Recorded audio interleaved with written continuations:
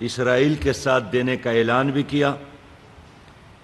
اور پھر وزیر خارجہ کو 3 بار تل ابیب بھیجا، اور انہوں نے بھی کہا کہ میں ایک وزیر کی حیثیت سے نہیں بلکہ ایک یہودی کی حیثیت سے یہاں پر موجود ہوں۔ اس کے بعد بائیڈن خود گئے اور انہوں نے مزید تبکی دی۔ مشرق وسطیٰ کے ممالک کے لیے جس امداد کا $105 بلین کا اعلان کیا تھا، اس میں بھی بائیڈن نے اعلان کیا کہ $14 ارب ہم اسرائیل کو دے رہے ہیں۔ ان کا بحری بیڑا آلریڈی مشرقی بحیرہ روم میں موجود ہے اور دوسرا بیڑا بھی بھیج رہا ہے۔ کلم کلہ دہشت گردی ہے امریکہ کی طرف سے۔ 49 بار انہوں نے سلامتی کونسل میں فلسطین کے حوالے سے قراردادوں کو ویٹو کیا ہے۔ امریکہ ہے جس نے ویتنام پر جنگ مسلط کیا، امریکہ نے افغانستان پر جنگ مسلط کیا، امریکہ نے عراق پر جنگ مسلط کیا، امریکہ نے ایران پر پابندیاں لگائیں، اور دنیا میں جہاں بھی شر ہے، فساد ہے، اس کے پیچھے امریکہ کا ہاتھ ہے۔ اسلامی دنیا کو تقسیم کرنے میں ان کا ہاتھ ہے، فتنے برپا کرنے میں ان کا ہاتھ ہے، مشرق تیمور کو جدا کرنے میں ان کا ہاتھ ہے، جنوبی سوڈان کو توڑنے میں ان کا ہاتھ ہے، اور کشمیر پر بھی اگر انڈیا نے قبضہ کیا ہے تو اس میں بھی انڈیا کے ساتھ امریکہ کا ہاتھ موجود ہے۔ اور سوال یہ ہے کہ ان حالات میں کہ ہم غزہ میں ایک اور غرناطہ دیکھ رہے ہیں، تو ہم کیا کریں؟ خاموش رہیں؟ خاموش رہنے کا مطلب کا ساتھ دینا ہے، مکمل تباہی کا انتظار کریں، تاکہ ہم اس وقت تک نہیں بولیں گے، نہ اٹھیں گے، نہ ایکشن لیں گے جب تک غزہ ملبے کا ڈیر نہ بن جائے، جہاں آخری انسان کی زندگی کی ہچکی ختم نہ ہو جائے۔ اب غزہ کے لوگ کیا کرے تو کیا کرے؟ ان کے لیے 3 آپشن ہیں کہ کیا وہ یہودیوں کی، اسرائیلیوں کی غلامی قبول کرے، کیا وہ اپنی بستی کو، اپنا ملک، اپنا وطن اسرائیل کے حوالے کرے، یا وہ مزاحمت کرے۔ تو انہوں نے غلامی کی بجائے اور گھر چھوڑنے کی بجائے مزاحمت کا راستہ اختیار کیا ہے۔ لیکن افسوس یہ ہے کہ ان حالات میں ہمارے حکمرانوں نے اب تک غزہ کے ساتھ دینے کا اعلان نہیں کیا۔ کاش ہمارے مسلمان حکمران اس کا جواب دیتے، ان ماؤں، بہنوں اور بیٹیوں کی چیخوں پر لبیک کہتے۔ کوئی تو محمد ابن قاسم بنتا، کوئی تو صلاح الدین ایوبی بنتا، کوئی تو زمانے کا محمود غزنوی بنتا، لیکن اس وقت عالم اسلام میں قبرستان کی طرح خاموشی ہے۔ ان حالات میں پاکستانی عوام کی نمائندگی کرتے ہوئے ہم نے 29 اکتوبر کو بروز اتوار امریکی سفارت خانے کے سامنے غزہ مارچ کا فیصلہ کیا ہے۔ اسلام آباد میں 29 اکتوبر کو اسلام آباد میں امریکی سفارت خانے کے سامنے امریکی ظلم اور بربریت کے خلاف، اسرائیل کی ناجائز سرپرستی کے خلاف اور غزہ پر اس ظالمانہ حملوں اور بمباری کے خلاف غزہ مارچ کا اعلان کرتے ہیں۔ میں تمام بزرگوں سے اپیل کرتا ہوں، نوجوانوں سے اپیل کرتا ہوں، بہنوں اور ماؤں سے اپیل کرتا ہوں، بچوں سے اپیل کرتا ہوں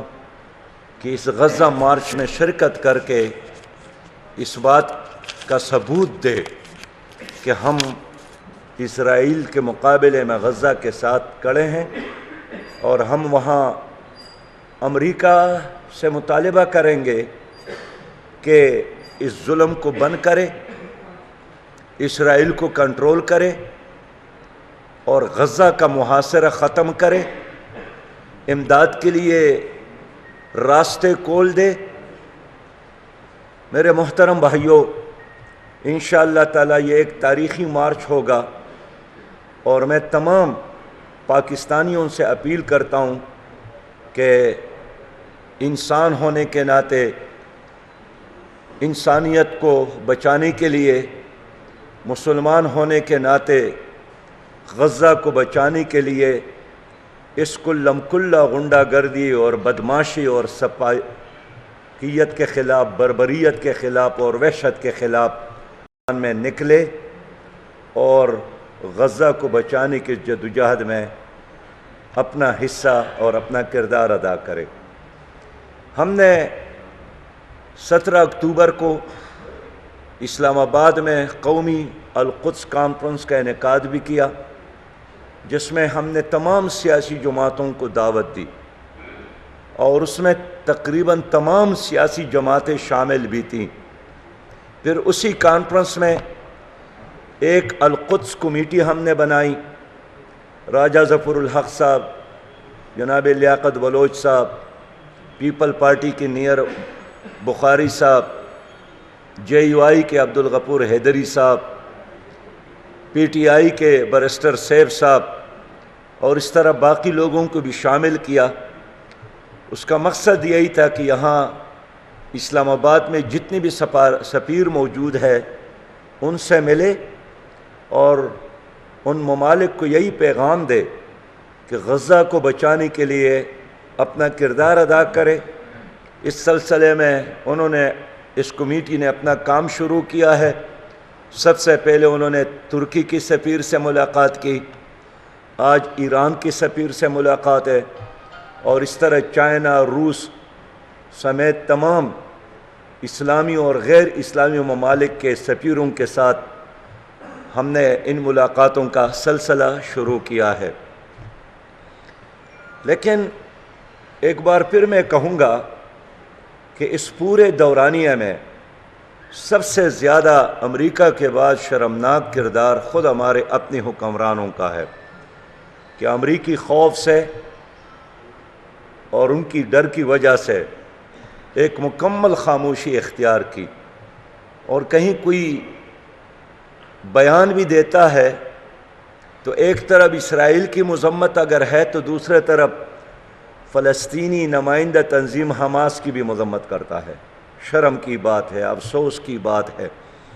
OIC کا اجلاس بھی ہوا تو ایگزیکٹو کمیٹی کا اجلاس ہوا، ہونا تو چاہیے تھا کہ سربراہان کا اجلاس بلاتے اور ذمہ داری کا ثبوت دیتے، اور تمام اسلامی ممالک جہاں جہاں اسرائیل کے سفارت خانے موجود ہیں وہ بند کرنے کا اعلان کرتے، اسرائیلی سفیروں کو ملک سے نکالنے کا اعلان کرتے، عالمی سطح پر اس دہشت گرد ریاست کے خلاف اپنی مہم کا آغاز کرتے۔ اور ہمارا یہی خیال تھا کہ یہ سوشل بائیکاٹ سمیت اقتصادی بائیکاٹ کا اعلان بھی کریں گے، ان تمام کمپنیوں کے مصنوعات کا بائیکاٹ کریں گے جو کسی لحاظ سے اسرائیل کے ظلم اور جبر میں شریک ہے۔ لیکن OIC کے ایگزیکٹو کمیٹی نے کوئی ایسا کام نہیں کیا، اور صرف کاغذ پر ایک قرارداد لکھ کر پتہ نہیں کہاں بھیجا اور کہاں نہیں بھیجا۔ تو جماعت اسلامی نے ایک طرف عوامی سطح پر UNO اور UNO کے سیکرٹری جنرل کے نام ایک پٹیشن بھیجنے کا سلسلہ شروع کیا ہے، اور یہ اب 1 لاکھ تک پہنچنے والا ہے، اور ہمارا ارادہ ہے انشاءاللہ کہ اس کو ہم 1 کروڑ تک پہنچائیں گے۔ اور جو ہمارا UNO کے سیکرٹری جنرل ہے ان سے یہی مطالبہ ہے کہ عالمی سطح پر اسرائیل کو اس ظلم اور جبر سے منع کیا جائے، محاصرہ ختم کیا جائے، غزہ کو دوبارہ آباد کیا جائے، اور بین الاقوامی سطح پر اسرائیل کو ایک دہشت گرد ریاست قرار دیا جائے۔ تو آپ تمام بھائیوں کے ذریعے، میڈیا کے ذریعے میں یہی اپیل کرنے آیا ہوں کہ 29 تاریخ کو اسلام آباد میں اس غزہ مارچ میں شریک ہو اور امریکی سفارت خانے کے سامنے انشاءاللہ تعالی یہ ایک بہت بڑا تاریخی مارچ ہوگا۔ یہ ایک طرف اپنے فلسطینی بھائیوں کے لیے حوصلے کا سبب بنے گا اور دوسرے طرف امریکہ کو ہم پیغام دیں گے کہ اگر بائیڈن اور ان کا وزیر خارجہ آ کر اعلان کر سکتا ہے کہ ہم ہر قیمت پر اسرائیل کا ساتھ ہے،